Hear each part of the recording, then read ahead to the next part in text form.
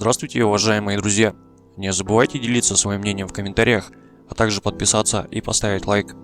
Муж пытался сфотографировать свою беременную жену на берегу океана, но все вышло намного круче. Когда была сделана эта фотография, Анджелина Мозер была уже на 9-м месяце беременности.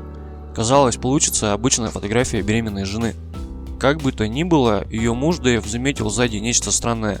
К их несчастному удивлению, в тот самый момент из океана выпрыгнул прекрасный дельфин.